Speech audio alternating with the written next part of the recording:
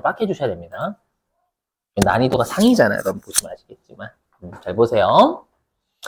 자, 일단 이해를 하시려고 노력하셔야지 그냥 여기까지 입력한다, 여기까지 입력한다 이렇게 외우시면 나중에 까먹습니다. 자, 보세요. 뭐냐면 우리가 여기 법인세 과세표준 및 세액조정 계산서가 있어요. 근데 우리 아까 그 최저한세랑 얘랑 같이 낸다라고 했죠, 여러분들. 그죠? 그러면 우리가 최저한세에서는 주로 뭘 검토하냐면 최저한세에 걸려서 얼마가 배제가 되냐. 이것도 판단하고 최저한세 조정계산서에서 배제가 돼서 얼마를 공제받을 수 있냐. 아까로 따지면 우리 4,000원 중에 1,500원 배제돼서 2,500원 공제된다 했잖아요. 아까 사례에서. 그러면 1,500원과 2,500원을 구해주는 거예요. 최저한세 조정계산서에서. 근데 중요한 게 뭐냐면 제가 아까 그랬지만 이거 화면 보세요. 화면 보시면 여기 오른쪽에 잊으시지 마세요. 이해를 돕기 위해 적는 거니까. 여기 오른쪽 보시면 아까 우리 최저한세에 걸려서 얼마의 세액공제 감면을 받는지 121번에 넣는다라고 했죠. 이거는 우리가 어디서 알 수 있을까요? 요거는 최저한세 조정계산서에서밖에 몰라요. 맞죠?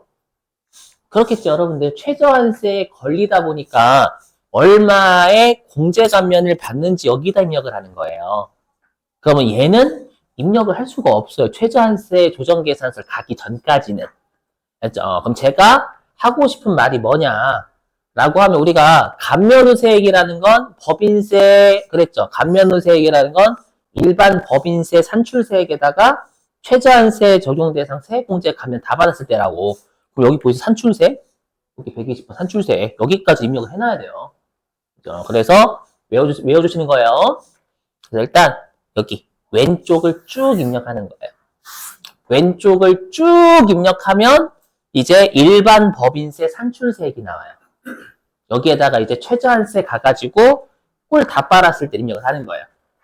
이제 논리적으로 접근하셔야 돼요.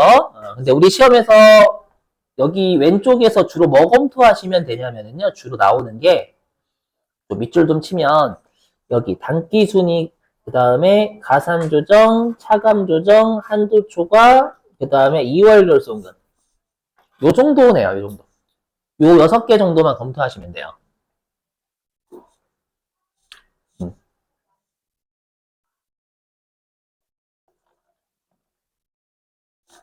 자, 요거 해보시면 요거 단기순이익에서 출발해서 입금산입, 가산조정이라는 뜻이에요. 그 다음에 송금산입, 차감조정이라는 뜻이고 이렇게 하면 우리가 차가감 소득금액에다가 기부금 한도초과 더하고 기부금 한도초과 2월에 송금산입 빼면 각사 없는 소득금액. 그렇죠? 여기에다가 2월 결손금. 그렇죠? 이게 2월 결손금 공제예요. 우리한테 중요한 건 2월 결손금 공제는 이미 했었지만 2013년도 이후분만 입력한다라는 건 이미 설명드렸죠. 자, 요거.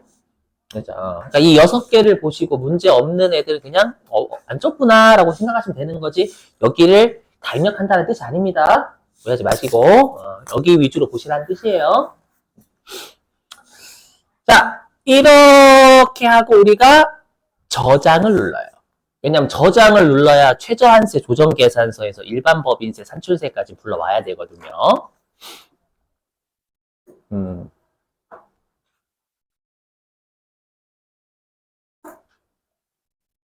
자, 근데 이제 주의하실 거. 자, 근데 만약에 이제 시험에서 이걸 내는 거예요. 뭘 출제하냐면 세액공제 조정명세서 3를 입력하세요 라고 출제를 하는 거예요. 그러면 여러분들이 여기서는 잘 보셔야 될 게 있어요. 뭐를 입력해야 되고 여기는 뭐를 입력하지 말아야 될지를 잘 잡아주셔야 돼요. 뭐냐면 자, 제목을 보세요. 제목을 보시면 얘는 지금 일단 이름 자체가 세액공제라고 돼 있죠. 이름이 세액공제요. 그죠? 세액공제니까 여기에다가 입력하지 말아야 될 건 세액감면을 입력하시면 안 돼요.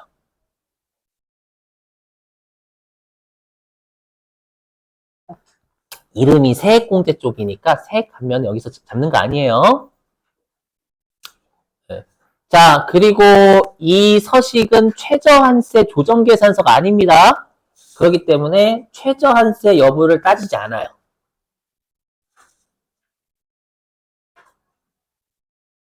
여부 불문하고 세 공제만 입력합니다.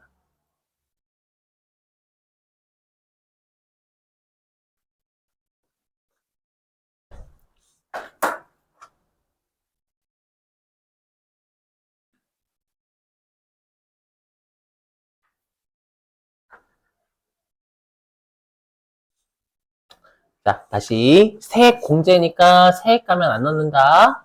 서식이. 예, 그 다음에 최저한세 조정계산서가 아니니까 최저한세 걸리든 최저한세 안 걸리든 세액 공제만 들어오면 다 입력한다. 그렇죠? 이렇게 잘 잡으셔야 돼요. 나중에 최저한세 조정계산서 그럼 다른 말 할 거예요. 일단 얘는 파악하는 게 중요해. 뭘 입력해야 돼. 세 가지가 묶여서 나오면. 일단 자, 그러면 어떻게 입력하냐? 여기 화면 보세요. 화면 보시면 여기 갑자기 1차 연도, 2차 연도, 3차 연도 있죠? 아까 잘렸지만 우리 아까 세액공제는 대부분 10년간 2월된다라고 했잖아요. 맞죠? 그래서 여기에서 2월된 몇 차 연도냐 이런 거 적는 거예요. 일단 여기 화면 보시면 자, 여기 구분에서는 F2번을 클릭을 하시는 겁니다. F2번을 클릭하면 컴퓨터가 알아서요. 세액 공제만 띄워요. 다 세액 공제만. 여기서 세액 가면 검색해도 안 잡아요. 당황하신단 말이에요, 여러분들이. 그죠? 하시고, 그 다음에 여기 사업연도인데, 사업연도 입력하는 거 잘 보세요. 뭐냐면, 만약에 우리 회사가 2024, 이렇게 한번 해볼까요? 예를 들면, 우리 회사가 2021년에 세액 공제가 100원이 있고요. 2023년도에 세액 공제가 100원이 있대. 이 둘은 똑같은 거라고 가정.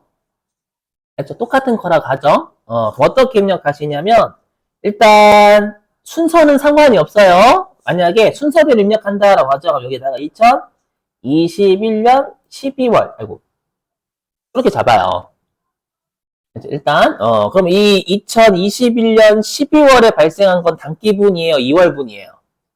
거의 단기분이요? 2월분이지. 2021년도에 발생했으면 올해 연도는 2월 된 놈이잖아요. 맞죠? 그럼 얘는 2월분에 100원 이렇게 적어주는 거예요. 2월 됐다. 2021년도로부터 2월 된 놈이 100원이에요. 이렇게 적어주는 거예요. 이해되시겠어요? 그러면 이 2월분 같은 경우에는 2월 된 몇 차 연도인지도 적어줘야 되거든요. 그러면 2021년도 치는 2023년도 입장에서 2월 된 몇 차 연도예요? 2차지, 2차. 2021년도니까 2022년, 2023년. 2월 된 2차 연도잖아요. 그럼 여기에다가 2월 된 2차 연도에 100원입니다. 이렇게 적어주는 거예요. 2월분은. 오케이? 이렇게 적는 거고. 그 다음에 2023년도 치는 2023년 12월인데 얘는 2월분이에요? 단기분이에요? 단기분이에요. 단기분 넣으면 이건 컴퓨터가 알아서 단기분에 100원 집어넣어요. 2월 된 거 안 거니까. 이렇게 넣는 거예요. 이렇게. 같은 세액일 때. 알죠? 어떻게 입력하는지 이해되시겠어요? 이거? 그 말을, 이렇게 표현하는 그 말을, 이렇게,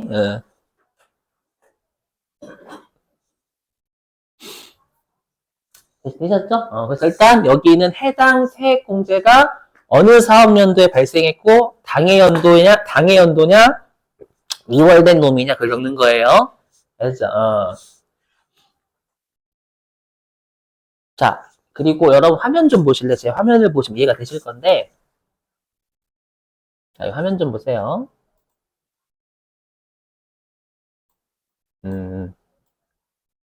여기 보시면 제가 이제 나중에 보니까 여기에 10차연도까지 있죠.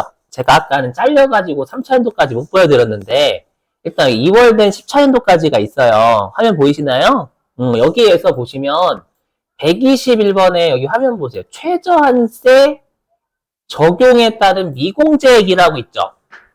그럼 이 말은 뭐냐면 최저한세에 적용 걸리다 보니까 공제를 못 받는 세액공제라는 뜻이 돼요.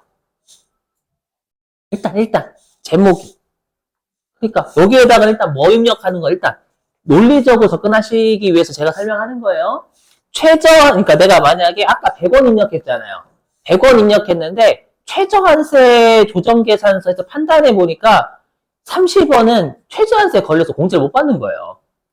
그럼 여기에다 30원 집어넣어야 되거든. 100원 중에 30원 최저한세 걸리다 보니까 못 받는 거예요.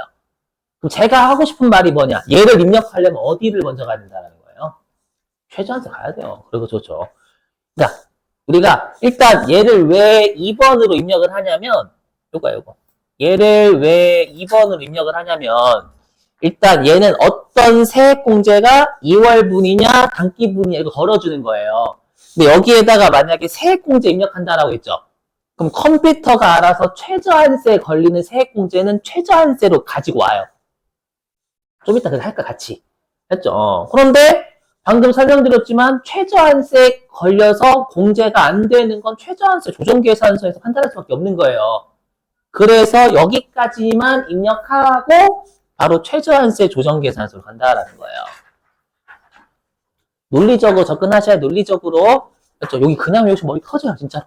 1, 2, 3, 4, 5 이렇게 가야 되거든요. 자, 그리고 여기 제가 모르고 못 적었는데 죄송해요. 여기에서도 마찬가지로 요 세액공제 조정명세서 3도 저장을 눌러줘야 돼요. 저장을 눌러야지만 최저한세 조정계산서에서 최저한세에 걸리는 세액공제를 불러와요. 알죠? 미안해요 여러분. 여기 저장 눌러야 돼요. 여기도.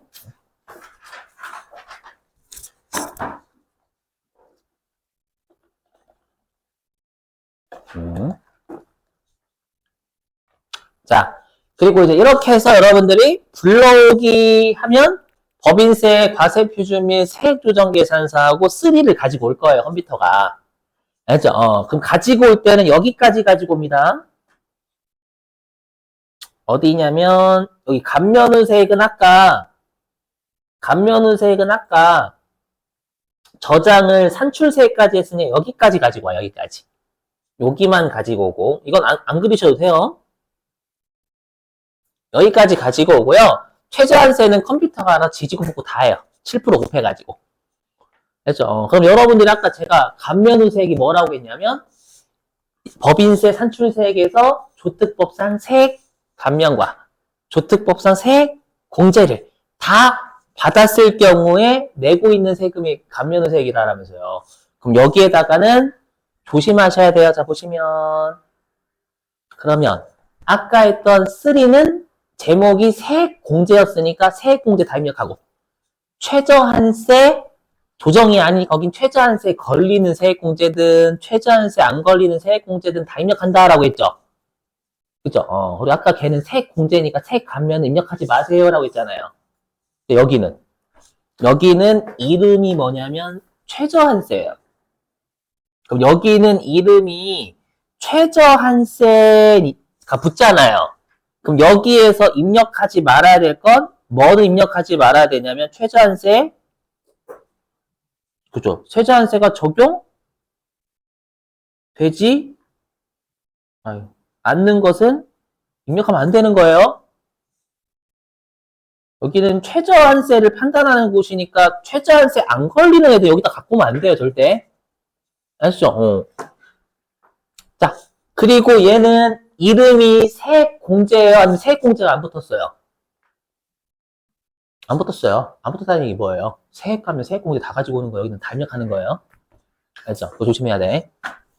그래서 여기다가는 최저한세 어떻게 적어야 되냐? 여기다 적을게요. 그냥 최저한세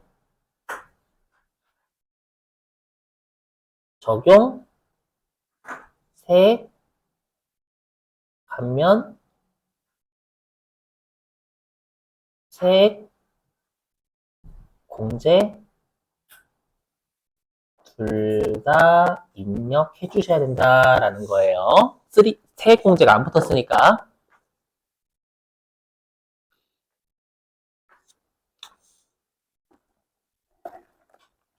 이거부터 판단, 그러니까 문제 읽고 얘는 어디다 넣고, 어디다 놓고, 어디다 놓고, 이걸 판단하고서 잡아야지. 갔다 왔다 이렇게 하는 거 아니에요, 이럴 때. 논리적 접근.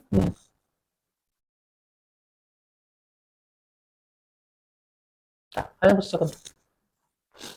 보시면. 그러면 이제 여기에다가는 아까도 그랬지만 123번은 세 감면, 124번은 세 공제형. 알죠? 그래서 여기. 그래서 우리가 최저한세에 걸리는 세 공제와 최저한세에 걸리는 세 감면을요. 중요한 게 전부 입력이에요, 금액. 왜 전부 입력이냐? 아까 우리가 감면호세액은 모든 걸 다 꿀 빨았을 경우에 내고 있는 세금이었잖아요. 맞죠? 그러니까 최저한세 일단 안 따지고 꿀 빨았을 때 전부 받았더라면 내는 세금이니까. 맞죠? 다 입력해야 되는 거, 금액을.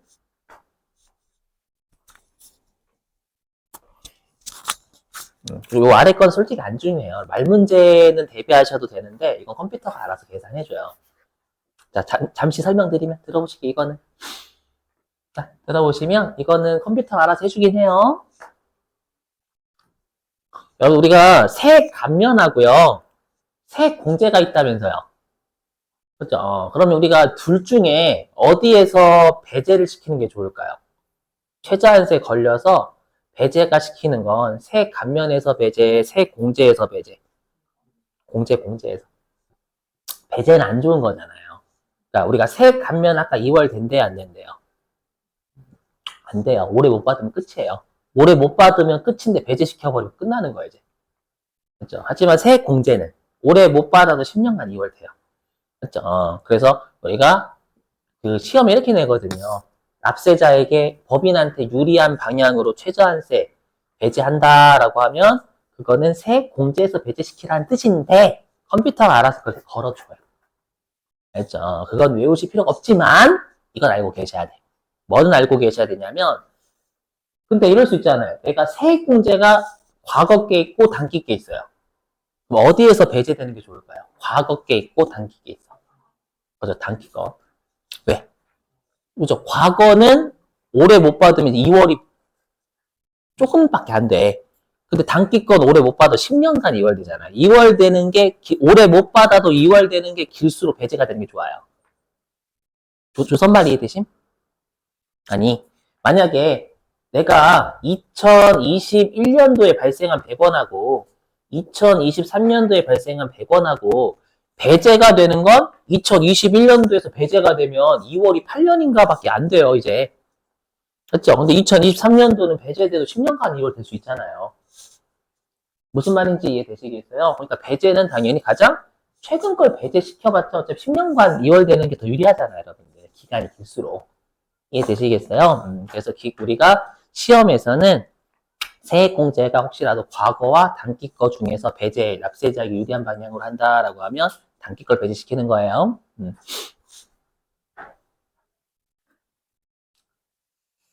자, 됐고요. 이거는 넘어갈게요, 여러분들. 이거는 제가 실제 문제를 풀면 설명드리기 훨씬 나아요. 지금 보셔도 무슨 말인지 몰라요. 그때 문제 풀고 다시 여기 보시면 여러분 무슨 말이다 라고 이해하실 거예요. 자, 넘어가고요. 자, 그러면 우리가 여기에서는 이제 두 가지를 컴퓨터가 인지를 해주는 거예요. 자, 보시면. 그럼 여기에서는 컴퓨터가 최저한세에서는 아까도 말씀드렸지만 배제가 되는 거. 그리고 최저한세에 걸리다 보니까 공제가 얼마 된, 최종적으로 얼마가 되는 두 개를 판단을 해줘요. 여기까지 되시겠어요? 그럼 화면 보시면. 자, 그러면 이제 세액공제 조정명세서 3로 가서 아까 못했던 최저한세의 걸림에 따라서 공제가 안 되는 걸 여기다 집어넣는 거예요. 알죠? 이건 최저한세 조정계산서에서 판단이 되겠지, 이제는. 알죠? 와가지고 최저한세 걸리다 보니까 얘가 배제가 되네. 를 여기다 걸어주는 거. 그 다음에 122번은 좀 이따가 96회 풀면서 설명드릴 거예요, 저랑. 그렇죠? 여기 무슨 말인지는. 이게 끝이에요. 되셨죠, 여러분들? 네. 자, 그 다음에 이제 마지막. 자, 이제 법인세 과세표준 및 세액조정계산서 이제 오른쪽이에요. 왼쪽이 아니라 오른쪽. 왼쪽이 아닙니다. 자, 그럼 잘 보셔야 돼요. 여기 입력할 거. 자, 그럼 우리가 최저한세 조정계산서에서 최저한세 걸리다 보니까 얼마의 세액공제 감면을 받는지는 여기다가, 맞죠? 최저한세 걸리다 보니까 최종적으로 얼마의 세액공제 감면 받을 수 있냐? 여기다 거는 거고. 그 다음에 최저한세에 안 걸리는 애들은 세액공제 다 넣으셔야 돼요. 여기다가. 여기 안 걸리는 놈 적용 제외. 그 다음에 가산세가 있으면 요 가산세액 입력하시고 124번에다가. 자, 그 다음 우리 기납부세액은 수시부과는 안 낼 거예요. 그렇죠? 그래서 중간연합이 얼마 있다라고 하면 중간연합에. 그렇죠? 원천징수가 얼마 됐다라고 하면 얼마에 넣으시면 되는 거고요. 그 다음에 이제 주의하실 게 있어요. 여기에요. 자, 여기 화면 보실게요, 여러분들. 화면 보시면. 자, 여기 보실게요. 자, 예를 들어 볼게요. 예를 들어 보면, 내가 만약에 아까 그 사례 들어볼게요. 뭐냐면, 내가 원래, 산출세액이 얼마였냐면, 2,600만 원이었어요. 아까 그 사례 그대로 가정. 이거 2,400, 죄송해요. 2,400? 2,400이었어. 그렇죠? 근데 가산세가 200이 있었네? 그렇죠? 나머지는 다 없다라고 가정해 볼게요. 그러면 컴퓨터가 요 차가감 납부할 세액에는 2,600만 원 걸어요. 왜냐하면 원래 2,400만 원 내야 되는데 가산세가 200만 원 있으니까 2,600만 원 내야 되는 거잖아요. 여기까지 이해되시겠어요? 근데 제가 지금 네모 박스 친 건 분납세액 계산 범위액이라고 돼 있죠. 그럼 제가 아까 가산세는 분납이 된대요, 안 된대요? 그렇죠, 안 돼요. 그러다 보니 컴퓨터가 여기는 얼마를 입력하냐면, 이건 컴퓨터 알아서 해줘. 우리가 입력하는 게 아니라 2,400만 원 이렇게 잡아요. 200만 원 분납 안 되니까 가산세는. 알죠? 그럼 여러분들이 얼마를 분납할지 판단할 때는 여기를 보시는 게 아니란 말이에요. 차가감 납부세액이 아니라 분납세액 계산 범위액을 보셔가지고 얘를 기준으로 분납할 세액이 얼마인지 여기다 넣는 거예요. 사례 이해되시겠어요? 무슨 말인지? 예.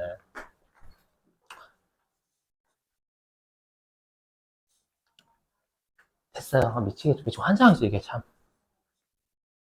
괜찮아요? 이거 아까 됐는데? 됐어요. 자, 이거 무시하고요. 무시. 자, 그 다음에 여기 마지막이에요. 마지막.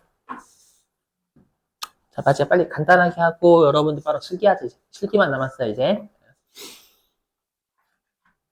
자, 보시면 여기서 조심하실 거 설명. 여기 조심. 우리가 여기. 자, 우리가 이자 소득은 우리가 법인이 원천징수가 되면 이자 소득은 소득세처럼 14%가 돼요. 받는 놈이 법인이면. 다만 이거 배우셨죠? 비영업 대금액은 25%라고. 그죠? 근데 중요한 게 예요.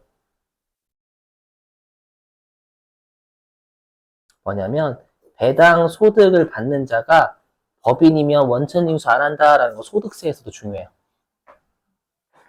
일단.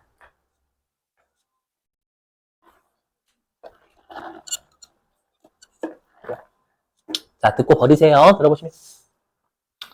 듣고 버리시다라는 건 이유는 중요하지 않다라는 거예요, 여러분. 이유는 중요하긴 하지만 결론 남기다라는 뜻이에요. 자, 왜 그런지 설명 좀 드려볼게요. 왜 그런지. 자, 들어보시면. 자, 여러분들 개인은 배당을 줄 수 있어요, 없어? 개인은. 절대 배당을 줄 수가 없어요. 배당은 법인이 줘요, 법인이. 했죠? 그럼 우리가 법인은 배당의 재원이 이익잉여금이지만 이익잉여금은 정확하게는 단기순이익이 들어가는 거잖아요. 그렇죠? 그럼 단기순이익이다라는 건 법인세 빼기 전이에요, 후에요? 단기순이익은 법인세 빼기 전이에요, 후에요? 후. 맞죠? 우리 법인세 비용까지 해서 최종적인 게 단기순이익이잖아요. 그 말은 배당을 주는 회사가 법인세를 내고, 물론 낸 건 아니지만 정확하게는 법인세 비용을 뺀 후의 숫자니까 일단 냈다라고 가정하면 배당을 주는 회사는 법인세를 낸 근데, 법인세를, 할게요. 깜짝이야. 자, 법인세를 낸 후에 소득 가지고 배당을 준단 말이에요. 맞죠? 근데 만약에 배당을 받는 놈한테 또 우리가 소득세나 법인세를 때리면 이중과세. 맞죠? 하나의 소득에 대해서 이중과세 때려버리는 거잖아요. 맞죠? 그래서 이중과세는 원칙이 금지예요. 근데 보시면 아시겠죠? 여기는 법인이라고 되어 있지 개인은 안 되어 있잖아요.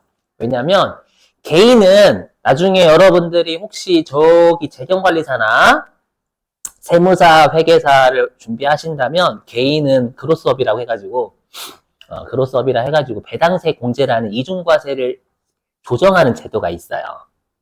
알죠? 근데 법인은 그게 없어요. 원칙적으로 없어. 없다 보니까 이중과세를 조정하는 게 없다 보니까 이중과세를 해결하려면 어떻게 잘 안 된다라는 거예요. 여기까지 되세요? 이렇게 생각해 줘요. 알죠? 다만 이거는 듣고 버리기 시험에 안 낼 거예요. 뭐냐면 혹시 여러분들 소득세 하실 때 집합투자기구로부터 이익 배우셨어요? 펀드. 집합투자기구는 펀드예요. 여러분들 펀드 있잖아요. 펀드는 이익 낸 거 있죠. 그 이익 낸 거를요, 그냥 수수료 떼고 여러분들한테 돌려줘요. 무슨 말이냐? 여러분들이 집합투자기구로부터 이익은 배당은 아니지만 우리가 배당 소득은 정확하게 이익을 분배하면 배당이다 그래 있어요. 이익을 분배받으면.